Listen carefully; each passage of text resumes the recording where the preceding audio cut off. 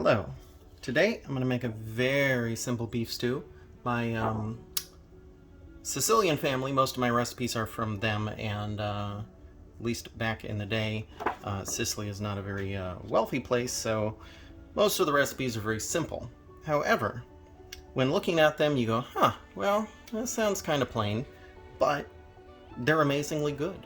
In their simplicity, it's amazingly good food. So, I made this last week and it was just the simplest thing ever, and I still had almost enough ingredients to do it again, just because when you buy celery you get a lot, you buy carrots you get a lot, etc. I did have to buy more beef over here, and another tomato paste, another bit of diced tomatoes there, and yeah, that was it. That's all I had to get. All in all, I did the math and I think it was about $3.11 per meal for 2 weeks of stew. Very inexpensive in the long run. Of course, that's just for me for dinner. But all right, to get into it, incredibly simple. Now, I am supposed to have onions, but I do not like the texture of onions, so I use onion powder, which I will add a little bit. But if you like onions, that's fine. Get them, chop them, minced. And we're gonna put a little bit of oil and the meat, and then if you have onions, great, throw them in, and we're gonna brown that. I'm gonna move over to the oven, and I'll be back in a second. All right, so put a little olive oil in. At the moment, I have this on medium heat. I may turn it a little up because I'm impatient. I'm just gonna get this meat in there. This is just some stew beef from Publix, and they kind of chop it into a variety of sizes, which they're not really terribly specific about it, and I prefer to have them bite size. So, you know, that's good. That's like a little, I can nom that. I can have that, maybe a little piece of potato, a little piece of carrot, and get a little bit of everything in my spoon. And really, that's what a stew is all about, getting a little bit of everything. Now, I have also, some of this has nice striated fat in there, and that's fine. That'll mostly melt away and you'll get some extra flavor. But any big chunks of fat, I just cut them off. I don't like it. I don't like chewing fat. Yeah, it's kind of gross. And then you get a big, you can't really even break it down. And I always feel like I gotta spit it out, like it's not really digestible food. So, I get rid of any big chunks of fat, but the little striations, they'll melt away, they'll add some flavor, it'll be fine. Boop, boop, boop, boop. Okay, this might take a minute, so I'm probably gonna speed this part up.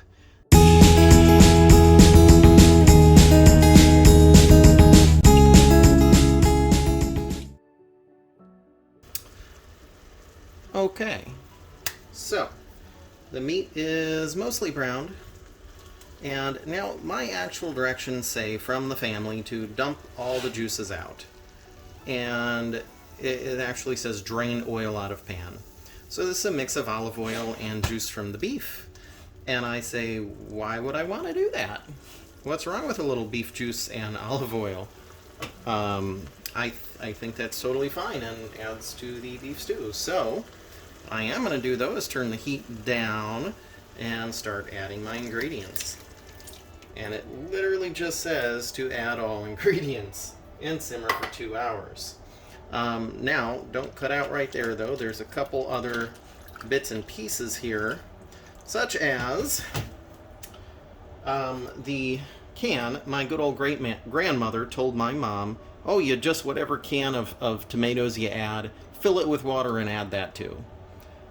So last time I did this, I added about 3/4 of this can, and this is a 28 ounce or 794 gram can. So, whatever you want.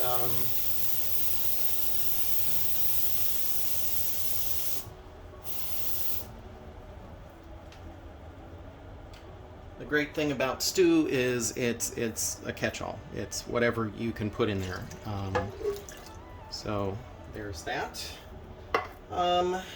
I do need to talk about seasoning as well. The recipe literally says add salt and pepper to taste. So one of the other variations my mom had on the recipe did have an amount on it, and that amount was insane. So I'm just kind of winging it here, and I have 2 tablespoons salt, tablespoon of black pepper, a tablespoon of fennel, and it's fennel seed. I love those things, but if you don't like anise kind of flavor, it's a very light anise flavor. Exceptionally light, though. It's not like shoving black licorice in your mouth or something. And then I have basil over here, and I have a tablespoon of basil. Apparently my great-grandmother did tell my mom, you gotta have basil. Put the basil in. So, you know, I think she would just use a leaf, but I just have tried. It's fine. So all that's going in. Let's see. I suppose I'll mix that up a little bit before I add all the bits and pieces here. Be careful adding things that you don't splatter hot liquid all over yourself. Now, as far as the veggies, it says 4 carrots peeled, chopped. It says 4 stalks of celery, chopped. Now, obviously, that'll vary a bit depending on the size of the veggies you're getting. So, that's kind of silly. We also got 5 potatoes peeled and chopped, and it neither said what kind of potatoes or anything of that nature. So, potatoes it is. I chose golden potatoes because I think they are the best. We're going to add the tomato paste. I probably should have done that first to make sure it mixed in well. But, you know, you live and you learn. Next time I do it, I'll think about that. And I'm probably going to have to add more water here because it looks like I am overflowing a little. Now you'll end up with a little more juice out of here because of the liquid that is naturally contained in the vegetables as they cook.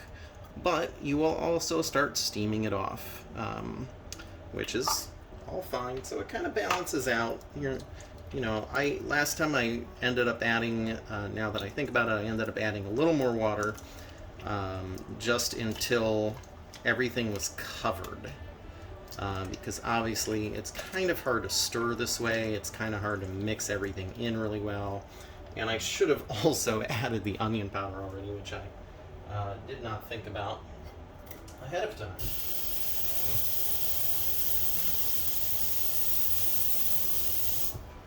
So what I'm going to do here is just add enough fluid to, at the moment, make this a little liquidy. And that's exactly the thing I did last time too, where I'm like, hey, you know what? That's just not enough. That's never going to cook well. So there we go. Now, it's a good mixable consistency. So, since I do not like onions, this says 1 tablespoon equals half a chopped onion, and it's a lot of onion powder, but it's all good. So I'm just going to take this lid off. 1 teaspoon, 3 teaspoons equals 1 tablespoon. So 1, 2. That one's got a chunk. Break that up. 3, 4, 5, 6. There we go. There's my onion without the onion texture.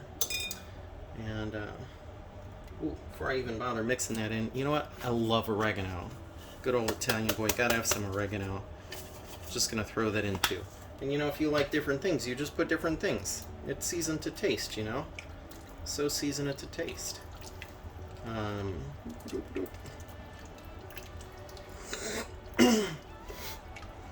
Now that I've kind of done this, I'm going to just make sure these last ingredients get mixed in really well. And then that's it. That's all you got to do. So there's a lot of food prep, but once your food is prepped, assembly is super quick and easy. And last time did the 2-hour simmer, came back and was like, holy mackerel, it's stew. So should be pretty simple. I'll see you in a couple hours. Okay, it's been 2 hours. I've had the lid on solidly that whole time because I didn't want to lose too much moisture. But I did let it, cook rather thoroughly first, keeping it a bit hotter, and then I turned it down to a super low temp to just let it sit. So it's still liquidy, but I don't know how well you can tell that, but it does have some thickness to it. There's, it's not just pure water. But we're down to not much liquid space either. There's a lot of veggies in there and meat, so I think I'm good. Because the way I usually eat this is with bread, and so any extra watery part of it I just absorb with that. But if you want it thicker, you just get it to a light boil, steamy, where you're going to lose some of that fluid, and it's going to go up and away and make your house smell wonderful, and then you're fine. So, all right, enjoy.